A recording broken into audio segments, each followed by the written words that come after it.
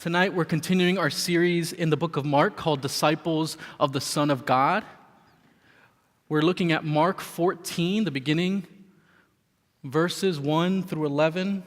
We've just listened to Jesus' disturbing description of the end in chapter 13.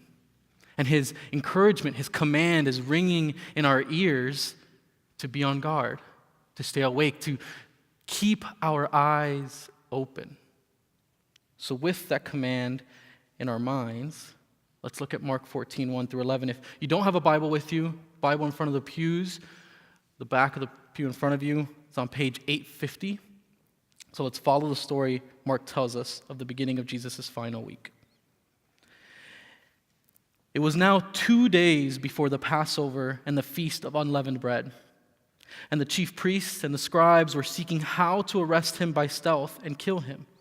For they said, "Not during the feast, lest there be an uproar from the people." And while he was at Bethany in the house of Simon the leper, as he was reclining at table, a woman came with an alabaster flask of ointment of pure nard, very costly, and she broke the flask, poured it over his head. There were some who said to themselves indignantly, "Why was this ointment wasted like that? This ointment could have been sold for more than 300 denarii and given to the poor."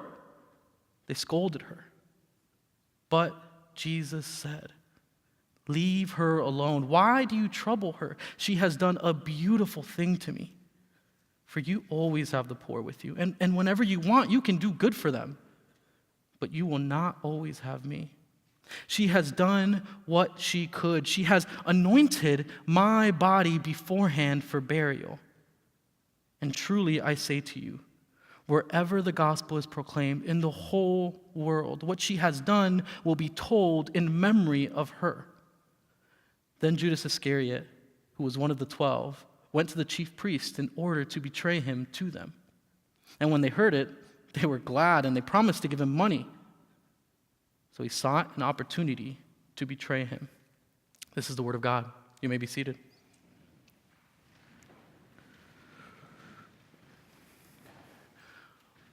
Well, in Mark chapter 13, Jesus zooms out on the Mount of Olives with Peter, James, John, and Andrew, and he paints this sobering picture of reality, of the future. But now, in this story, in chapter 14, it's almost like Jesus zooms back in to paint another sobering picture of their present reality. But before we're swept away in this story, there's another story we have to remember. We have to feel the contrast that Mark is trying to paint for us here. And it's a story we experienced over 4 weeks ago now, at the end of chapter 12, where Mark situates us in the temple, alongside Jesus as he sits down opposite the treasury box. We trace Jesus' eyes as he watches person after person after person make their way to the box, that box. Some are taking their time. Some approach with a confidence that almost feels like a kind of performance. The bags they're placing in there are bulging, every coin making itself known as it rings against the side of the box. And Jesus continues to watch. And a new person approaches. A small woman starts to shuffle up to the box. She reaches out a hand that's calloused by poverty. She's a widow, and you can barely hear the noise that her gift makes in the box. It barely even registers. But you can see it in Jesus' eyes because it registers with him. And he motions his hand. He draws his disciples in, draws us in with them, and he says to them at the end of Mark 12, "Truly I say to you, this poor widow has put in more than all those who are contributing to the offering box. For they all contributed out of their abundance. But she, out of her poverty, has put in everything she had, all she had to live on." You see, at the end of chapter 12, we feel the weight of a gift that the disciples, and probably us too, thought was too small. But it wasn't too small in the eyes of Jesus. And so this evening, at the beginning of chapter 14, we feel the weight of another gift.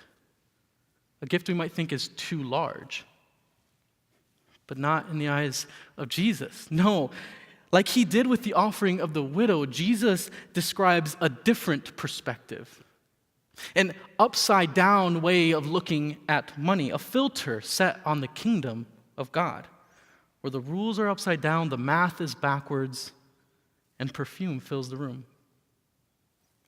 Tonight, like that day at Simon the leper's house, we're going to be considering the topic of worship. We're going to be considering what captures our imaginations, our hearts, and we're going to be considering devotion that gives everything it can possibly give to what it loves. And the story of Mark 14, 1 through 11 actually talks of worship in three different ways. First, we actually encounter dark hearts and wicked worship. Next, we are presented with these imbalanced hearts with a miscalculated worship. And by the end of our time together, my hope is that we would be captured by the same thing that captured a true heart in gospel worship. So first, let's look at dark hearts and wicked worship. We enter the story of Mark 14 2 days before the Passover, the Feast of Unleavened Bread. It's a time of celebration, a time of sacrifice, a time where Jerusalem swells with the anticipation of freedom, of the Exodus, of death that brings life through sacrifice.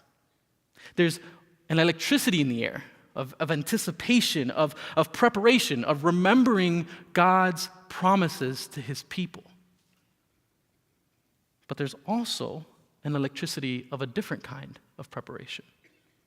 A murderous plot that has been brewing since Mark chapter 3, verse 6, that has grown in chapter 11, verse 18, and has matured in chapter 12, verse 12, now bears its teeth. We find these religious leaders scheming. They're trying to find the right opportunity to kill Jesus. It's a horrific meeting that's described both at the beginning and at the end of our passage. I try to imagine myself being in that room as options are being thrown out, as some of the leaders might be wringing their hands wondering how they got here in the first place, and others are almost foaming at the mouth with their hatred. And what we might not realize is that at the beginning and end of our passage, we're not just witnessing a conspiracy, we're witnessing worship. Look at verse 2. Notice the insanity, the conspiracy that has filled the vision of these religious leaders so much that they cannot see the gymnastics that their hearts and minds and mouths are performing as they plan murder. They hesitate in their murder not because of God's law or because murder is wrong in every sense of that word, but because they haven't found the right opportunity. Not yet. And with that insanity in mind, there's been a question that I've been wrestling with all week that I'm going to ask you. What happens when the only thing that keeps us, you and I, from sin is not God's law, nor sin's fatal outcome, but the right opportunity? What happens when the weeds of sin have so anchored their roots in the very foundation of your heart that you don't even notice? That we deliberate not about whether or not we should, but how and when we should. Listen very carefully to me. If you and I keep treating sin like it is not actively and aggressively trying to kill us, like it is not scheming, planning, and succeeding in killing us, it's not a far jump to planning murder. This is where sin leads. and we play around with it. We let it bubble up in us and we leave it. We think we're nursing it, that we have it on a leash, that we can control it. And we don't even realize that it's not sin at the end of that leash. It's us. And the way that I can prove it to you is by proving your worship. Does lying, manipulating, exaggerating, embellishing your stories when you talk to people or when you post on Instagram or on social media, does it kind of come natural to you? Like, it's just a story. Why should I try to, not give the whole truth right now? I kind of want myself to look good, and this person is looking for this right now. And what you don't realize is that even those little moments, you are slowly feeding a mental image of yourself that demands that everybody see you how you want yourself to be seen. It demands alignment with the center of the universe, and you have decided that the center of the universe is you. And I don't say that as someone who has not done that before. I mean, take any number of little sins, habits, actions, reactions that we have so grown used to that we don't even feel it anymore. That we're so far gone that we no longer look for a way out, but a way forward in our sin. This is not the way life is supposed to be.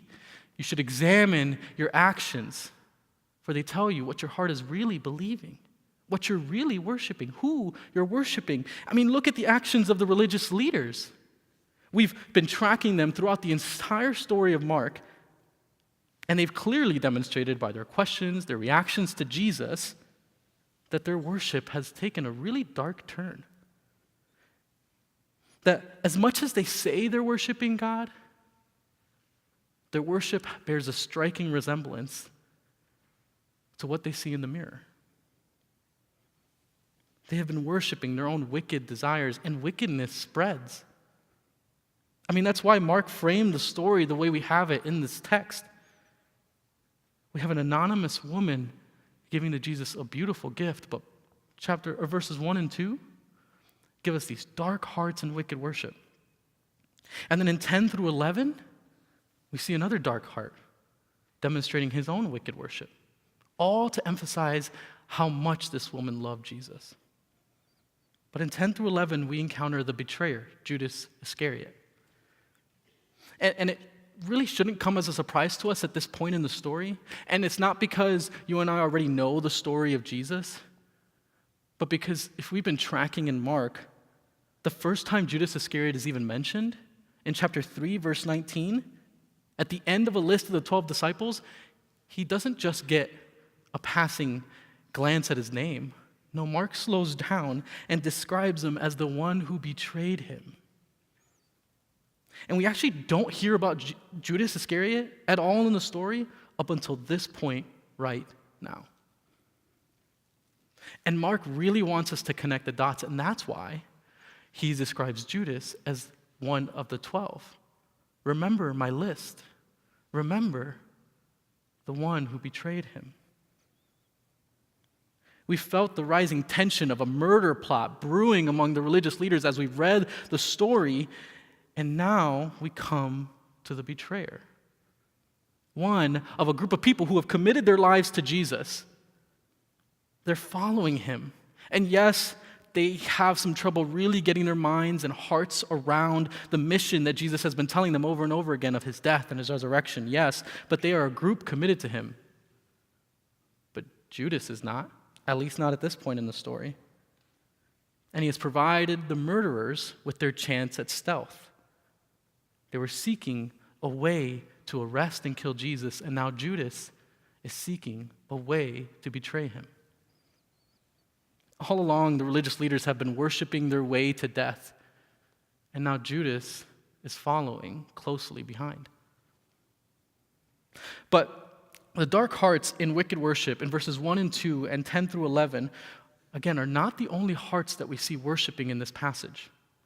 You see, wedged in between these verses, Mark paints a picture, a different kind of picture, a picture that has these imbalanced hearts with miscalculated worship on one side, and then a true heart and gospel worship on the other side. And Jesus is right in the middle telling us which is which. The picture of imbalanced hearts and miscalculated worship takes place as we step out of the dark schemes of the religious leaders in verses 1 and 2, and we step into a familiar setting in verse 3, a town just outside of Jerusalem that has served as home base for Jesus and his disciples while they're in the city. And in particular, Mark zooms in on one house, the house of Simon the leper.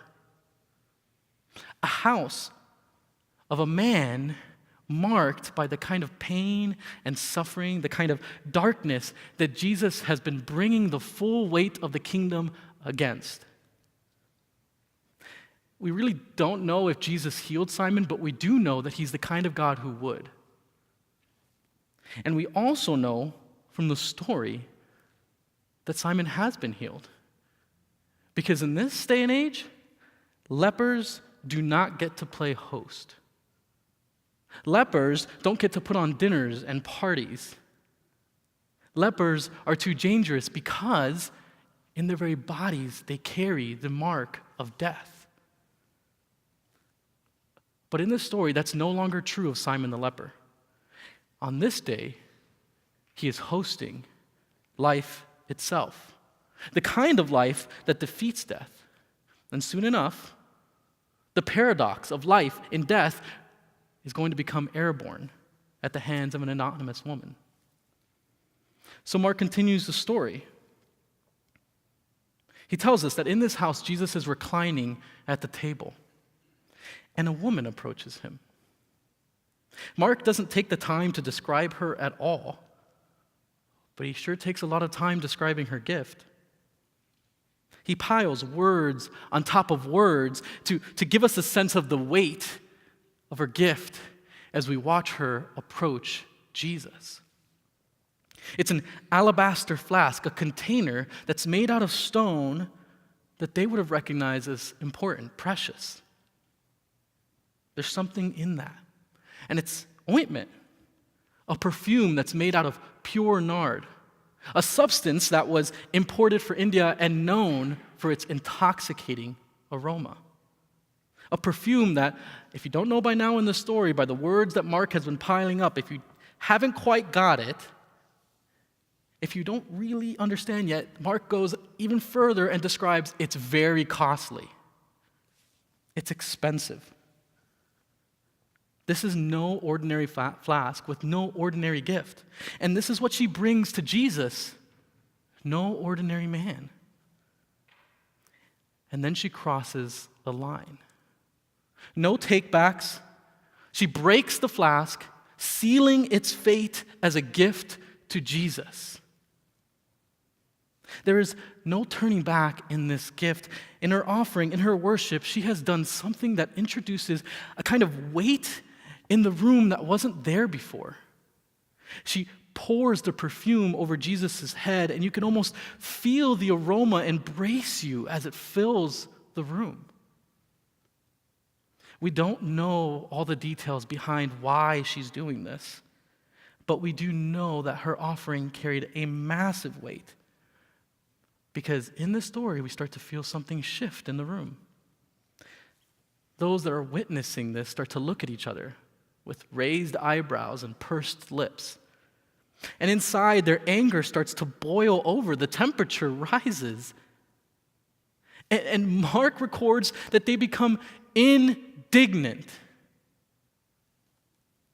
Their fury almost clears the sweet sense of perfume and starts to fill the room with these mathematic calculations.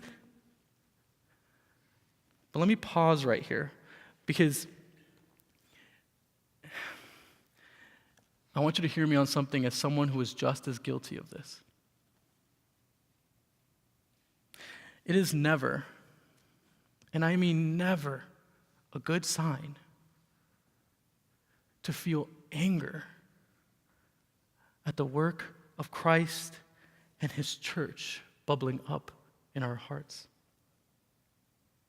When we feel an indignant spirit towards Jesus and call a gift to Jesus waste. Beware the kind of emotion that calls worship of Jesus wasteful. Emotions aren't sin, but they are signs. They're the check engine light, the low battery notification, the buzzer on your laundry, the alarm clock next to your bed. They're telling you something. Emotions reveal what your soul is worshiping, who your soul is worshiping. So when an emotion rises in you, like it rose in these witnesses, when you snap at your children for the 5th time because you've been patient this whole time, but now the wrath of the almighty parent is about to fall down on them because they have not listened for the 5th time. When you are living in your kingdom and your kids have ruined the peace of that kingdom. Or when you feel self-loathing start to creep in when someone has been promoted above you. Or when you feel the anxiety and the worry that circles in your mind and has you in this grip and you just can't get out of this spiral. May your emotions be a prompt to prayer before they are prompt to anger and action. May you be able to speak with the Creator who made you and ask Him to help you sort out what is happening in your mind and in your heart and in your thoughts and in your actions and in your words, that He might further align you to His will, and not that you might not assume that you are aligned with His will. This is where the witnesses go wrong, not because they're angry or frustrated, but because their actions reveal that their hearts are imbalanced, that they've miscalculated. Jesus says it when He tells them to leave her alone. Their anger has fueled their reaction, and they unveil these mental calculations they've been running. You see, in their minds, the gift that this woman gave to Jesus was wasted, extravagant, unnecessary. But it's not really all that surprising when you start to think like they might be thinking in that moment. You see, Passover was a time that in anticipation of the feast, you were thinking of a potential gift that you might give to the poor. It's kind of a special gift, a care and share offering, if you will. That's on their minds, and they might be wondering, what are we going to give to Jesus this year? And then in comes this woman who pours out on Jesus the equivalent of more than 300 denarii. I mean, knowing myself, I guess I would have done the same thing and been really frustrated with them. But let me give you the conversion rate of 300 denarii. It was more than an average worker in that day's time, more than they would make in a year. Or better yet, we can even take it from the story of Mark. Look back at chapter 6, verse 37, where Jesus feeds the 5,000. Those who are there calculate the amount of food that they would need to feed 5,000 as costing 200 denarii. This woman has just poured over Jesus' head the equivalent of meals for 7,500 people. It's very expensive, her worship to Jesus. She might have just poured out the equivalent of her savings account. She might have just poured out a family heirloom that has been passed down from generation to generation. We don't know what the perfume meant to her specifically, but we do know that Jesus meant more than whatever she could get for that perfume. And we also know that those who are watching believe that that perfume has been wasted on Jesus. But that's not the case for this woman. For this woman, the math made all the sense in the world. For her, there was no budget comparison, no forecasting pros and cons. There was Jesus, there was this perfume, and He was worth it. He was worth all of it. So let me ask you another question that I've been asking myself this week. Does your worship of Jesus look like this? And I don't just mean when we sing and when we pray and when we gather around the Word of God, though I certainly include that and our time together. This is worship, what we're doing here. But I also mean, what does worshiping Jesus look like in your home, with your roommates, your spouse, your kids, your parents? What does the way you worship Jesus look like at work? I mean, does the way that you worship Jesus in the daily stuff of life make sense to people who don't love Jesus? In all of your responsibility, does your love for Jesus look like a love that banks its security, its safety, not in your own resources, but in the one who is worth all of them and more? Have we miscalculated our worship, revealing an imbalanced heart that makes the mistake of elevating the things we do for Jesus above our relationship with Jesus? The ministry we do, or the relationship we're supposed to be prizing above everything else. You see, in this story, an anonymous woman has zeroed in on Jesus, and not only is it okay, it's beautiful. And ultimately, we find out that this beauty runs way deeper than she or even those around her realize. Look at verse 6. Jesus inserts himself between these different worshipers, and he defends her act of worship in the midst of their scolding anger. He speaks a word of protection over this woman. And in our day and age, that is not a small thing to pass by in this text. To learn a lesson from Jesus' strong action here. This woman stepped out in love. These witnesses stepped out in anger, and Jesus steps between them in her defense. Jesus is a defender of women. And anyone, man or woman, who makes any woman feel like she is less than an image bearer of God, a daughter of the King, and a woman who is a follower of Jesus, a sister in Christ, will have that woman's older brother, Jesus, to deal with. If we're going to be the body of Christ, we have to reflect the heart of a Savior that stands up for women and be a place where women thrive.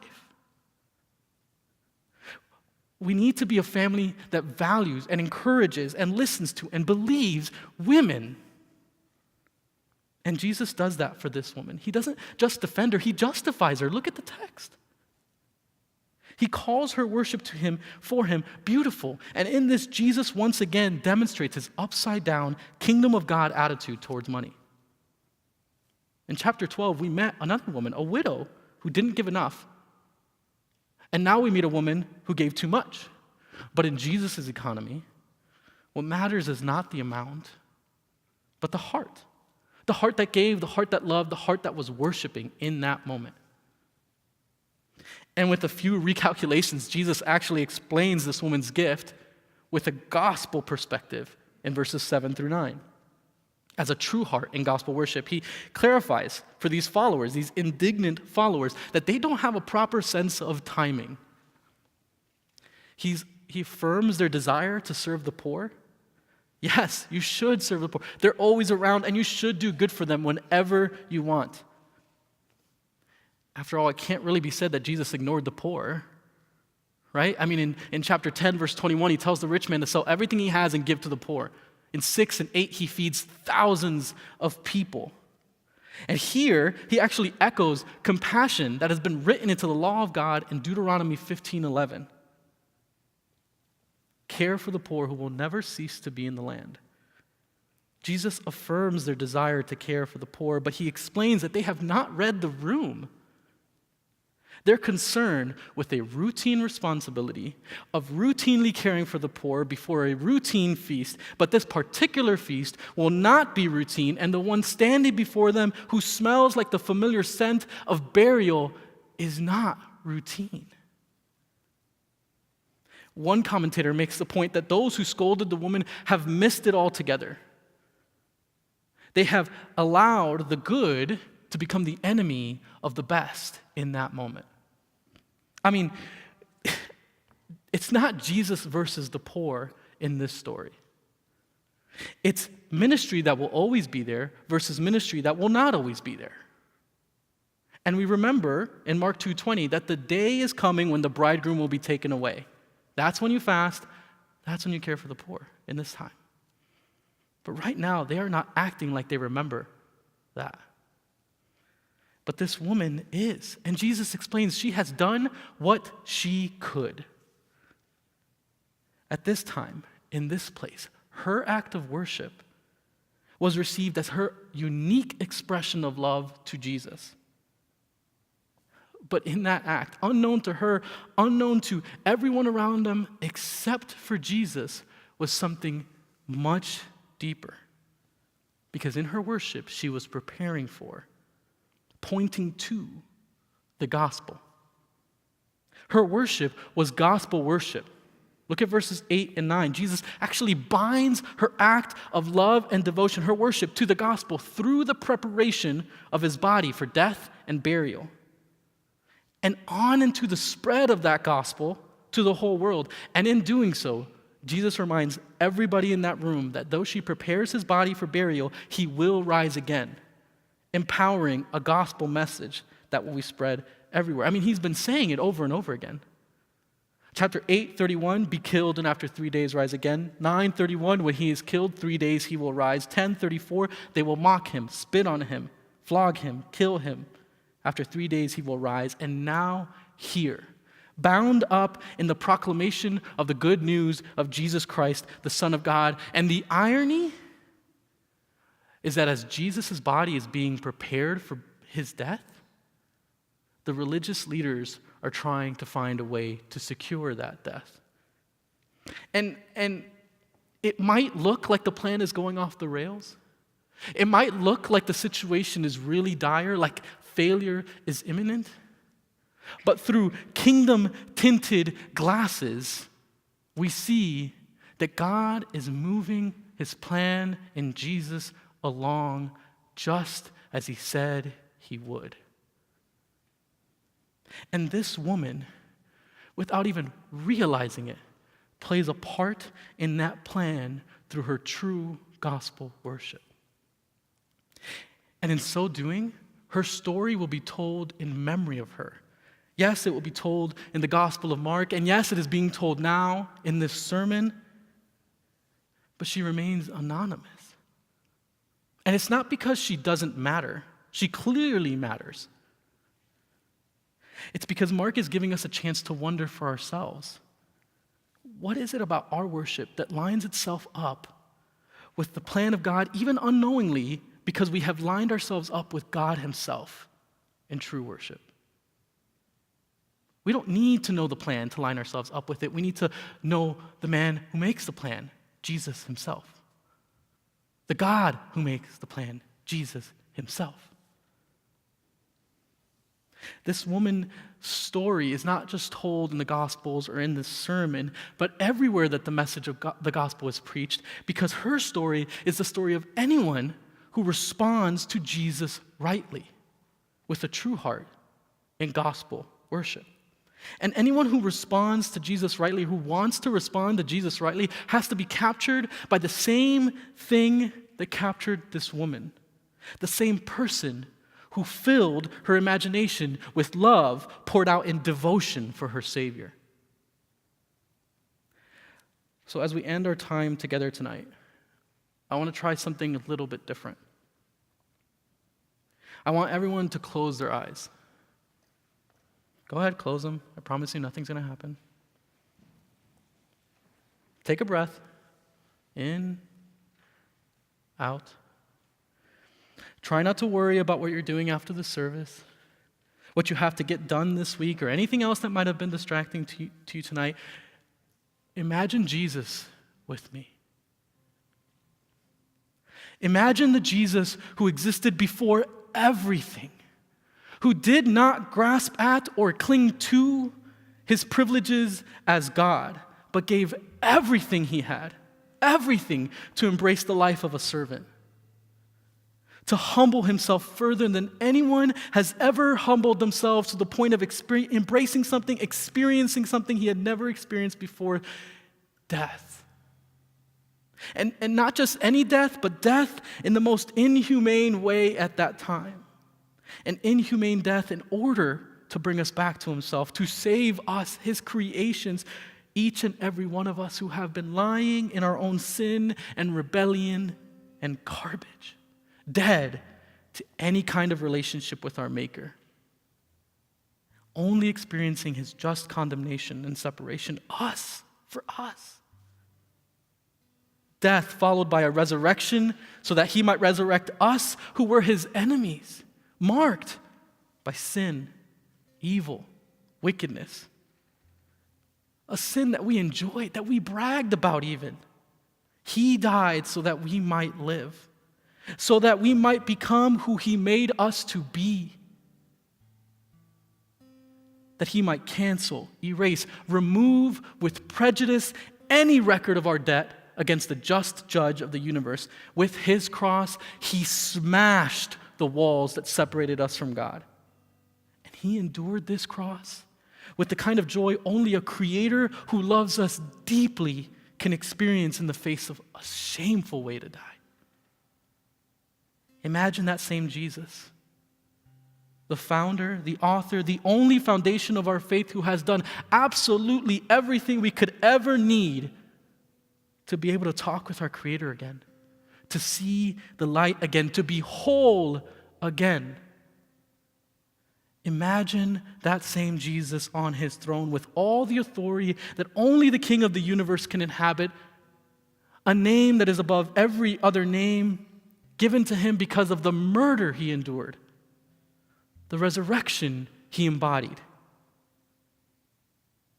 Imagine a fragrance spreading from that same throne through each and every one of us who has been captured by this Jesus. A fragrance of the knowledge of who he is and what he's like, a fragrance that reminds everyone, from neighbor to coworker to family, of the death that he had to die, the life we get to live, the love we now experience. With all of your eyes still closed, I want you to take 20, 30 seconds before the final song to feel this same Jesus capturing your love and devotion like it captured the woman in Mark 14.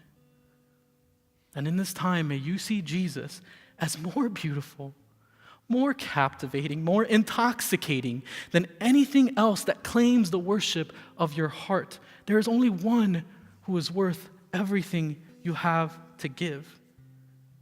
She did what she could. What will you do?